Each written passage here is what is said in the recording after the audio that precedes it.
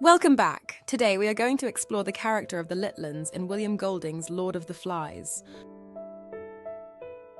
In this lesson, we will be focusing on the Littluns' characteristic as vulnerable. The Littluns are notably powerless due to their age and physical smallness, making them dependent on the older boys for guidance and care. Due to their childlike nature, the Littluns follow authority without hesitation, making them susceptible to the older boys' games. Unfortunately, some of the older boys abandon this responsibility, choosing instead to terrorize the Littluns for amusement. Through this exploration, we will reveal how these interactions shed light on the true nature of the boys, whether they exhibit a kindness of character or a reprehensible tendency to prey on the weak. Let's dive in! The Littluns are physically diminutive in stature. They are the youngest and therefore smallest children on the island, thus making them vulnerable. In Chapter 3, the narrator tells us, Simon found for them the fruit they could not reach, pulled off the choicest from up in the foliage, passed them back down to the endless, outstretched hands. This quote shows us that the Littluns rely on the physical largeness of the older boys to take care of them. Their small size prevents them from being able to reach the fruit hanging in the trees, so they depend on Simon's kindness to get the food they need. This not only highlights their physical vulnerability, but also their dependence on the older boys for survival. Without the help of someone like Simon, the Littluns would struggle to fend for themselves. Secondly, the Littluns' young ages not only determine their physical size, but also shape their childish mentality. In Golding's novel, the Littluns are depicted as being innocent and guileless, traits that potentially make them an easy target for manipulation and exploitation. We see this in Chapter 2. The children gave him the same simple obedience that they had given to the men with megaphones. This passage paints a clear picture of how Golding defines the Littluns. Their obedience to the authority figures on the island demonstrates their innocence, unawareness, and susceptibility.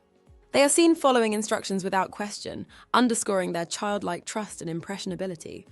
These characteristics make them particularly susceptible to fear and anxiety. For example, their growing terror of the supposed beast later on in the story.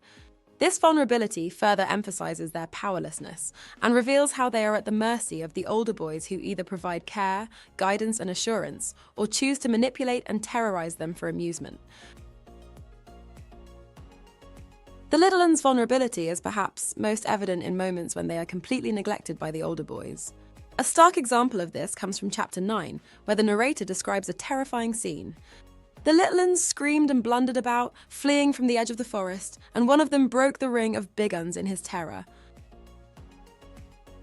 Here we see the Littluns caught in a horrific situation, their fear and confusion clearly displayed through the verbs screamed, blundered, and fleeing.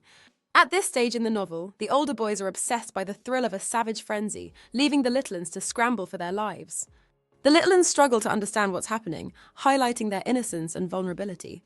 The older boys show no care for the fear they are instilling in these younger children, underlining their neglect and the Littluns' powerlessness within the group. Through this, we can see how the Littluns' vulnerability is not just physical, but also emotional and psychological, as they are frequently disregarded, frightened, or mistreated by the older boys. And that brings us to the end of today's lesson, students. We explored the vulnerability of the Littluns in Lord of the Flies. We discussed their physical dependence on the older boys for survival, highlighted by Simon's kindness in providing them with fruit. We examined their childlike innocence and susceptibility to manipulation, evident in their unquestioning obedience to authority. Finally, we saw their emotional and psychological vulnerability when neglected by the older boys, as shown in the terrifying scene where they are left to fend for themselves during a savage frenzy. These interactions reveal the true nature of the older boys, showcasing either their capacity for kindness or their reprehensible tendency to prey on the weak.